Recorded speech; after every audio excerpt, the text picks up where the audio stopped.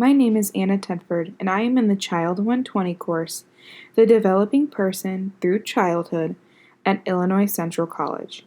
In this video, I will be discussing the impact that domestic violence has on children of the early childhood age from ages 2 years through 5 years. Let's first begin with actually discussing what domestic violence is. Domestic violence is defined as a pattern of assaultive and coercive behaviors that operate at a variety of levels that one parent uses against the other parent. This includes a physical, psychological, emotional, physical, or sexual assault. In most domestic violence cases, we see more instances of either emotional or physical abuse than any other forms of abuse. These acts are not necessarily defined as out of control or impulsive, but they are used in the act to gain compliance or control. What are the developmental domains, and how does domestic violence directly affect them? First, we have the physical domain. An example of the physical domain is that of malnutrition. In a lot of domestic violence situations, for example, the father may be the aggressor of the two parents, and the mother may be the parent who cares more for the child's well-being. If the mother is too worried about how she will survive the attacks from the father, she is often not thinking about putting food on the table or meeting other basic needs for the child. The social developmental domain in this situation would be decreased school engagement. Teachers are typically the first to notice that something is wrong with a child during the school day. Students are often withdrawn, quiet, and may even fail to properly socialize with those around them when experiencing domestic violence.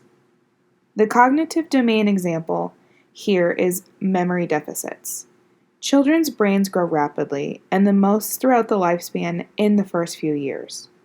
If a child is constantly worrying about their well-being while at home in what is supposed to be their safe space, their brain is unable to properly obtain the information that is needed in order to grow cognitively, especially like other children who do not face these issues. Young children's developing brains are especially sensitive when it comes to stress, which affects the hippocampus, which is the area of the brain that is critical for learning and memory. This stress can shrink this area of the brain. Through the language domain, children are unable to effectively communicate on how they are feeling for fear that they may lead to extreme backlash. This in turn can create larger communication issues later in life while at school, work, or even in future relationships. Finally, anxiety and depression are affected through the emotional domain. Depression is one of the major factors due to children feeling as though they may be the reason for the attacks. They may feel as though they don't live as happy as a life as other children their age, and they see depression around them, so they mimic the behavior. This goes hand in hand with anxiety. When a child has to constantly live in fight or flight, they are developing the characteristic of an anxiety disorder. Both anxiety and depression can be lifelong disorders and can continue to severely impact the child all throughout the lifespan. How does domestic violence indirectly impact the developmental domains? For the physical domain, developmental milestones are indirectly impacted. When a child suffers from malnutrition or even physical abuse, this can affect how their body develops permanently. Higher levels of screaming and crying, as well as sleeping habits and overall general health, have also been documented. Socially, children are affected indirectly because all relationships throughout life, whether abusive or not, will be strained.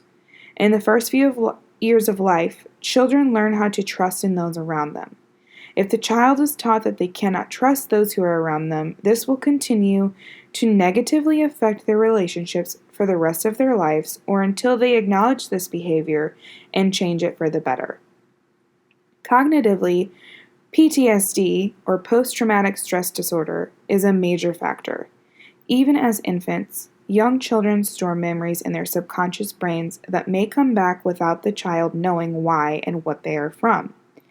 This can create times of immense emotion that the child may not know how to handle and can negatively affect their cognitive development. Through language, children who are verbally abused prove to have a lower verbal IQ as well as lower language comprehension. Emotionally, children who are victims of domestic violence have a higher tendency to disassociate from those around them. This is especially common for young children who cannot actively act on the fight or flight response. Disassociation is also called the defeat response because the child tends to turn inwards and travel somewhere inside of their imagination where it's safe, which allows them to feel as though they are watching the violence rather than actually experiencing it. What are the signs and symptoms to watch out for when dealing with children suffering from domestic abuse? Children who are suffering from abuse have shown signs of altered neuroendocrine stress responses. These responses are responsible for how the body reacts to stress when it enters the body. In most cases, heightened stress responses are common. Changes in the architecture of children's brains is also common as a child of abuse is unable to learn and adapt like children who are not dealing with the same abusive situations.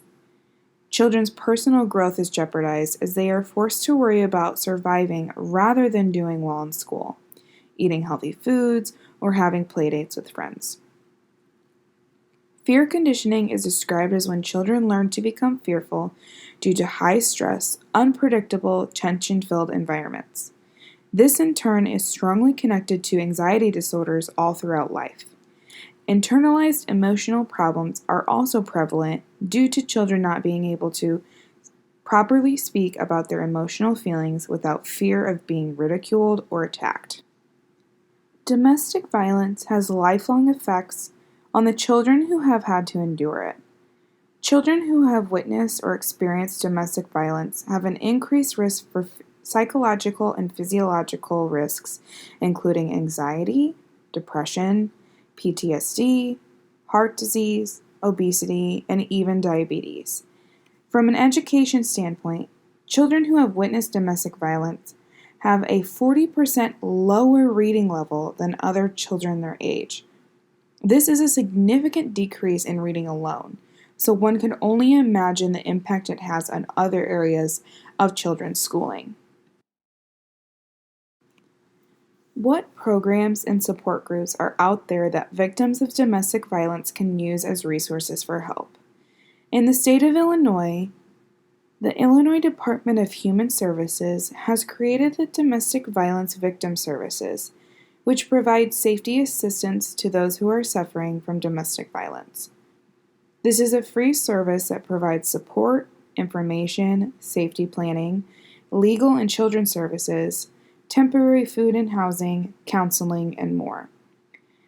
Federally, there are a number of programs that help young children who have been victims of domestic abuse and can help them to heal from the trauma that they have experienced.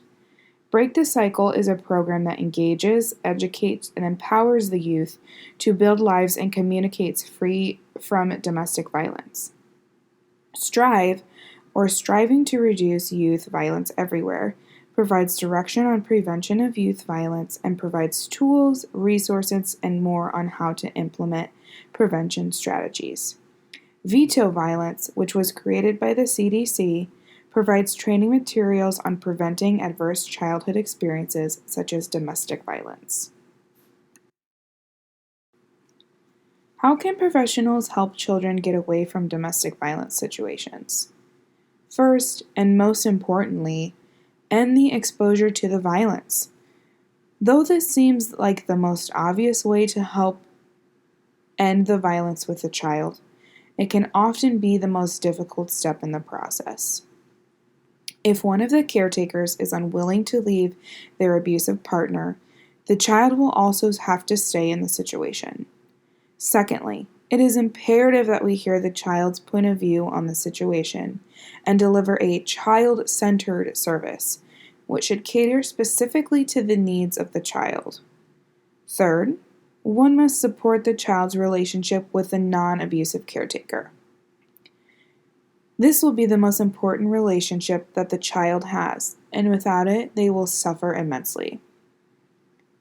Finally, support a safe haven for those caretakers that are fleeing from the violent situation. Without support financially, emotionally, or physically, the caretaker who is being abused will not have the proper resources to leave the situation at all. Without support from outside forces, the violence will continue for both the caretaker and the child. Safeguarding children who are impacted by domestic violence is an extremely important issue to the public as well as to policymakers. There are many different resources that caretakers can pursue when trying to get help for themselves as well as the children involved. The National Domestic Violence Hotline, the National Coalition Against Domestic Violence, and the DC Coalition Against Domestic Violence are all wonderful options. If you ever witness a situation of domestic violence, you can also be a huge and helpful resource. Especially if you see a child that looks as if they are in a dangerous situation, report it and let someone know immediately.